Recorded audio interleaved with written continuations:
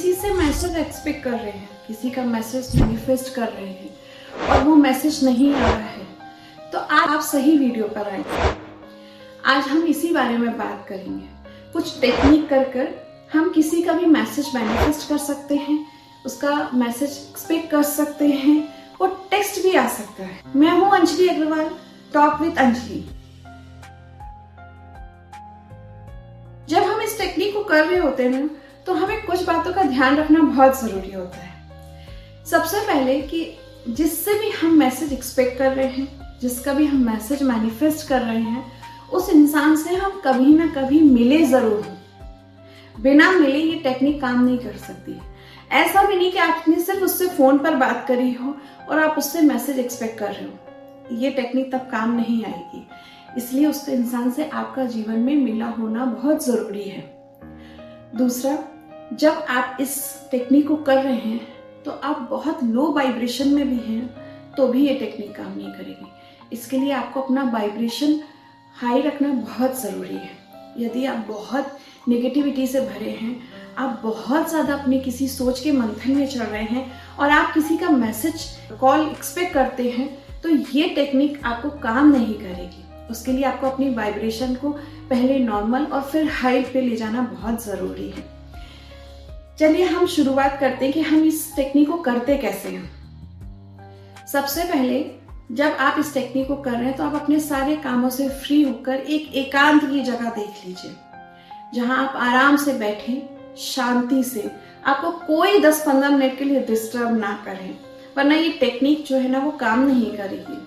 उसके बाद आप आराम से लेट जाइए, बिल्कुल शांत होकर, और डीप ब्रीथिंग की एक्सरसाइज कीजिए। डीप ब्रीथ लीजिए और छोड़ दीजिए। 1 बार, 2 बार, फिर आराम से शांति से बैठिए।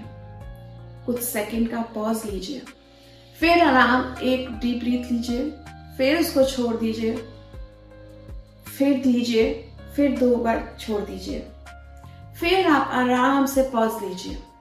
इस एक्सरसाइज को ना हमें 7 टाइम करना है। जब आप 7वीं बार पहुंचेंगे इस एक्सरसाइज के लास्ट में, तब तक आप बहुत रिलैक्स्ड हो चुके होंगे।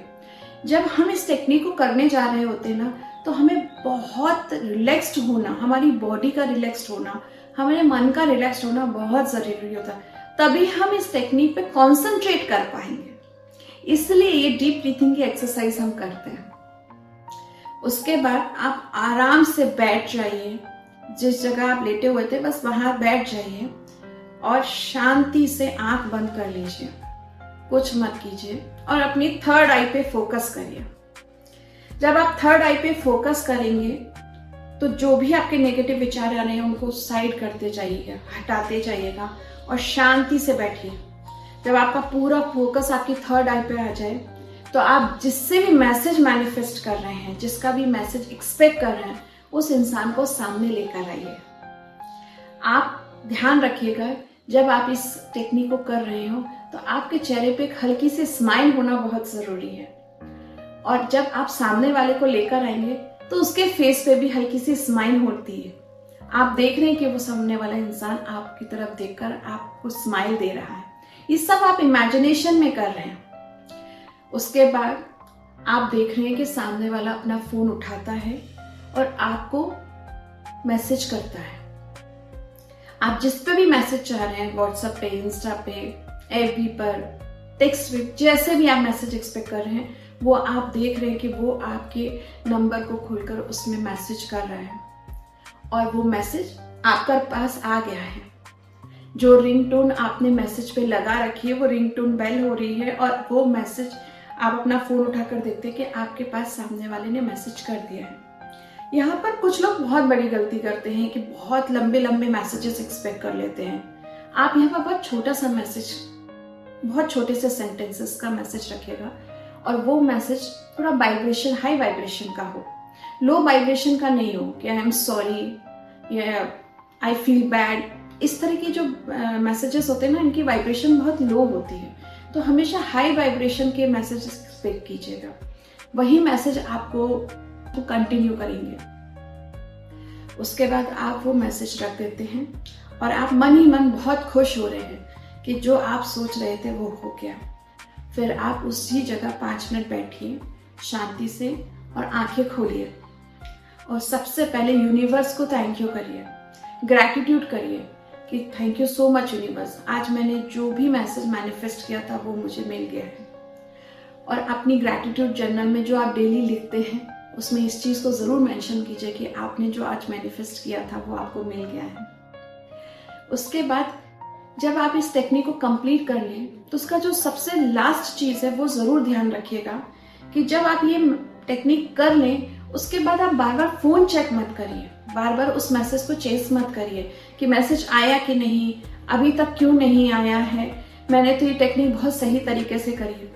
जब आप इसको कर लें तो आप फिर लेट गो कर दीजिएगा।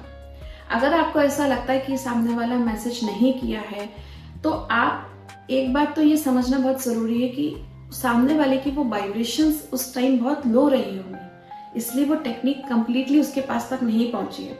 इसलिए आप इस टेक्निक को रोज़ कर सकते हैं, 2-4 दिन में कर सकते हैं, 2-4 बार करिए ताकि आप जब तक ये मैसेज मैनिफेस्ट ना हो जाए, 5-10 मिनट लगते हैं इस टेक्निक को करने में और आप करिए, लेकिन आपके पास ये मैसेज आएगा ज़रूर, 100% ये मैसेज रिसीव होता है।